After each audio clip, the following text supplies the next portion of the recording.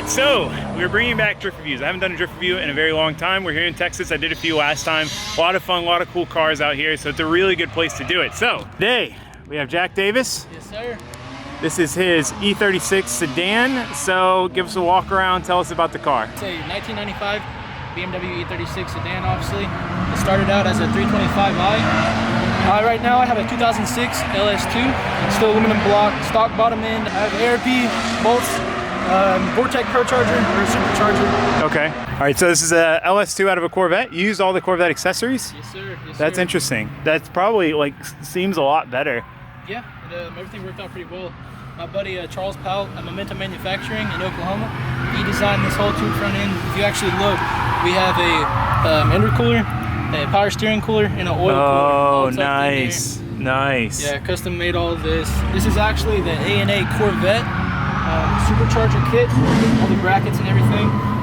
And I have Holley fuel rails, Deechworks 1000cc injectors, and CX Racing long tube headers with their engine and transmission mounts for this T56. Oh, okay. Okay, so it's a full CX swap kit, basically. Yep, it's all CX Racing. It's a very nice looking engine bay. I like that too because it keeps everything kind of like away from potential damage. Yeah. You know, the intercooler, everything's nice and tucked up. There's a bash bar underneath the bumper too. Oh, okay. That's really nice. That always trips me out about E36 is like how much room there is in this particular area. Box and everything yeah, that's what it is. I can never remember what it. Every time I see one that's like stripped engine bay, I'm like, what? Something's what? missing. It's like, what is there? What was there? You know, like what was there that was like took up that much room? So the heater box, that makes sense because normally they're inside the car. Right. So they put it in the engine bay. Yep. I mean, that's honestly kind of logical. I have the Deechworks fuel pressure regulator. Oh, nice. I have the same one on me. Just some Amazon catch cans, nothing too special in that. And that's about it. Stock LS2 intake with the Holley rails and throttle body. Oh, nice. Pretty nice. basic setup. For angle, I'm running the MG Solutions angle kit. Oh, I was curious about that because I really like the MG kits. This is like the only complaint I've heard about this kit is that it pushes, basically you can't get to the damping knob. In my opinion, doesn't matter. Like once you set your damping, like you're not really messing with it, you know? Like I never touch mine. I set it up, it is what it is. I personally really like the way these kits drive. I'm really excited to drive another car with them because it's been like a year and I was telling some people about this kit and I couldn't really explain exactly why I liked it so much. It's kind of interesting because I normally like a car to have a good amount of self-steer. But these kits, it's kind of like they don't really self-steer that much, but it's not a problem. Like normally if a car doesn't self-steer, it's weird. It feels weird, like it's twitchy, it's hard. But on these cars, it's like you can drive at 10 degrees of angle, or you can drive at 50 degrees of angle if you want to. Like it doesn't like force you to drive at any amount of angle, and it makes it really easy to like drive really fast and then add angle, at least in my experience. So I'm really excited to feel it again and feel it with the torque of a V8. Was the last car you drove with this angle kit Collins? Yes. Yeah, so I drove Colin's car and I drove Michael Van Schellenbeck's car, which was a long time ago. Yeah. Colin's car was last year. Yeah, I remember that. So it's kind of fresh in my mind, but not like super fresh. The kit's pretty easy. Like during transitions, you can kind of just slowly work. Yeah, exactly. You don't try to snap the car too fast. Right. You can just sit there and work the wheel and do Right. You can just kind of like walk it through the transition, which I feel like normally when a car doesn't self-steer, you can't do that. Right. But these are just like so controllable. Body kit, I run Big Duck Club over fenders. This is a 50mm version. I like the tinted headlights. Do you? That's so dope. Have you had those the whole time? Yeah. Yeah. I knew there was something with your headlights that always looked cool. The tint really sets it off. I'm running Silver's North America coilovers. They custom built a set just for me in this car. I gave them like all the weight specs. I had it put on scales, corner balance, everything. So they built me some custom suspension, two 350 liter per hour inline pumps. Oh wow. And a surge tank back here in the trunk. You can get a view in there. Yeah, because I have their intake pump and it works really well in my car, but obviously you're making a good bit more power. Yeah, yeah. I like the push lock setup. That's all E85 compatible push lock, 8A in feed, 6A in return. And I feel like a lot of people go straight to like, you know, like building AN lines when the push lock stuff works so good. So much easier. Didn't have any problems with it. If you need to replace anything, you can just cut it, put a new one on. Yeah, it's really nice. As far as like suspension bushings and stuff go, I'm running Condor Speed Shop, all their bushings, all their brake lines. Everything like that to keep the drivetrain pretty solid. Yeah, I bet this thing's super tight. As far as wheels go, I'm running Carbine Design wheels. I run a 18 by 10.5 in the rear, plus 22, I believe, for the front. 18 by 9. I really like the look of these wheels on this car. Yeah, I like this style a lot. What dash is that? You running Holley EFI? Yes, that's the Holley EFI 7-inch digital dash. I'm running a complete Holley system on it. So I have the HP computer, their harness, and the dash. Also Okay. Tuned on pump E85, like I said, an 8 PSI, about 650 wheel. Oh man, this thing's gotta be a monster. Because you have all the torque. But okay, so interesting note. I have driven 2 turbo E36s, both similar power, around 600. I've never driven an LS E36, let alone a supercharged LS E36. I've never driven a supercharged LS drift car. These are all a lot of news for me, and I have a special place in my heart for this car because it is a sedan. I saw it last year and I was like, man, that thing is sick. Like, not a lot of people do sedans and they build like track cars, I feel like. Everyone kind of goes to 2 doors, and it's so nice and refreshing to see a sedan. This car has always looked sick. So it was LQ4 last year, right? Last year it was a stock LQ4 with a cam. Okay. Pretty much. I still had the same T56 transmission. It was probably making like 350. Right. I mean, you got down with it too then, Yep. so Yep. probably shredding now. Yeah, it's a big difference. I'm kind of learning I have to learn how to like redrive the car. Right. Sweet. I mean, is there anything else you can think of? You got dual caliper. Is that like the weld on or the bolt on, or because I know that was a weird thing with these cars, like trying to get.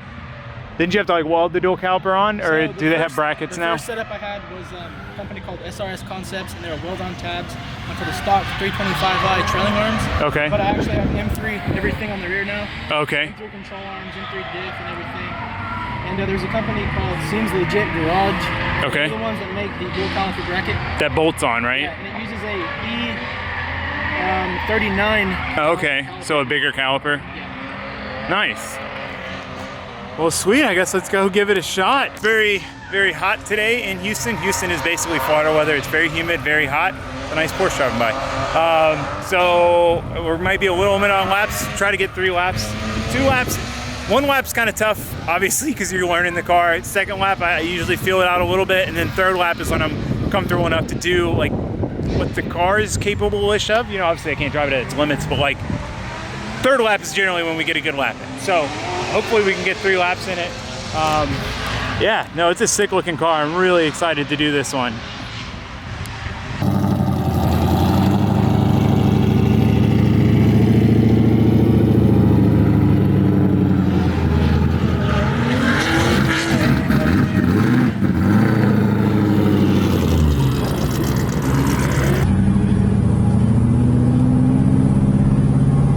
I wish there was a way to like put a sticker when I drift review people's cars that say like, not the driver. Because when I was doing Colin's car, somebody was like on my door and I'm like, it was wet because they thought it was him. And I'm like, oh no.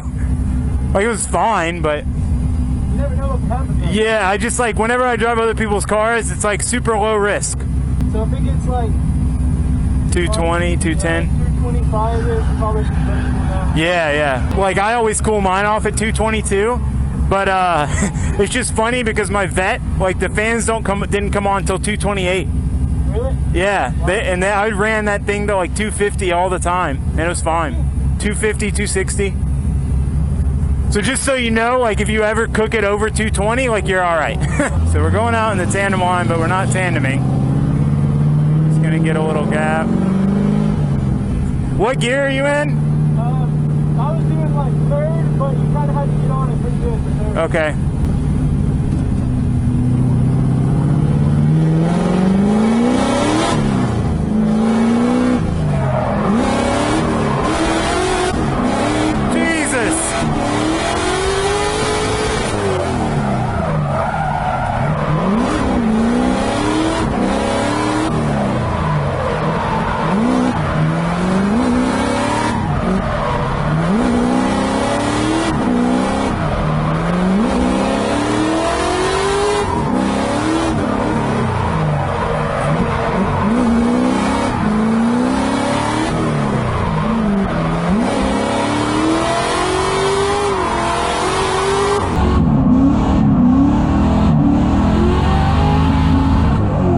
Alright, before you guys start giving me crap about the excessive e-braking, anytime I drive someone's car that's a new car that I haven't driven before, I e-brake a lot just to try to like kind of keep the speeds down, keep everything simple and safe. And then once I start feeling the car out is when I start using the e-brake less. The e-brake is just like a very safe way to make it through the track where you know you're not going to overshoot it and go flying off track or do anything weird. So just give me some time here. Jesus Christ! This thing rips so good! Oh my God, it's a monster! It's... What? Dude, it's like, it has the same power band as the Miata, where in third, like, I gotta keep the revs up, but it's just way more power. Like, it feels so good. Glad you like it. Dude, oh my God. It's really cool doing this track in a V8, with like, driving one of these with a V8. Especially after, like, I'm pretty used to the Miata now. All right, we're 207. Should we do another cool down? Or should we do a lap at starting at 207? Yeah, you can do another lap and we'll have a cool down. Okay.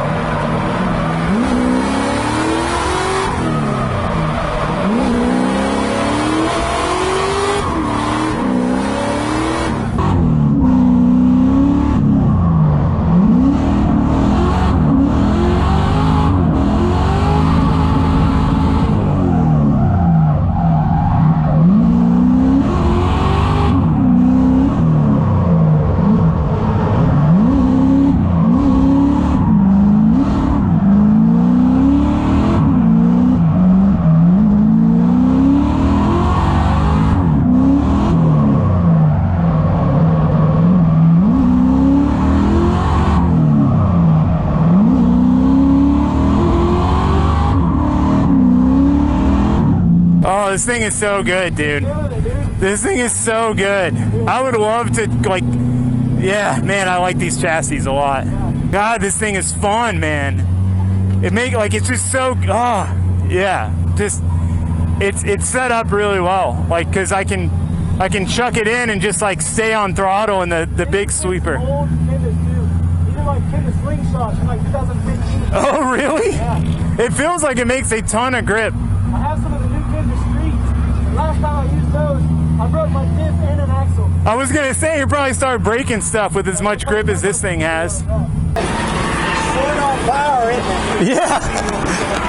Yeah, no, it's crazy. It feels awesome. All right, so third gear entry. Ride it out, one link, no transition to there. We're staying in third the whole time, which requires a little finesse with the clutch.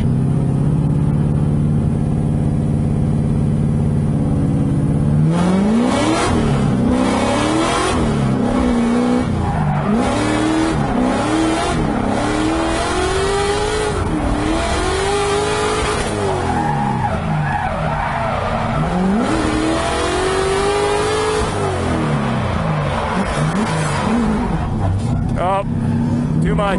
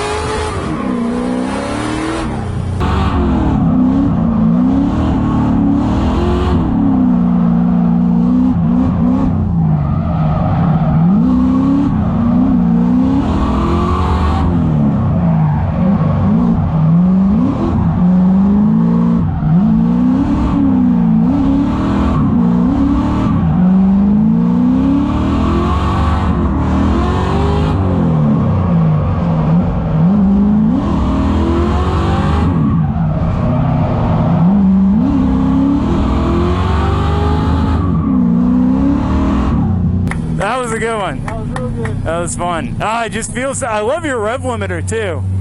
Like whatever your rev limiter is set, it sounds amazing. I set it real fast on the Holly system. Yeah, like 25 RPM or something. I need to do that on mine. It sounds so cool. Yeah, I just, oh man. Yeah. I have a 4-inch stainless steel exhaust and a wide pipe back. Oh wow. So you're 2 to 1, right? Yep. Yeah, that's the way my car is, but it's 2.5 to 3 inch instead of. High cut trim down on the back. Oh, nice. Yeah, I saw that. I saw that.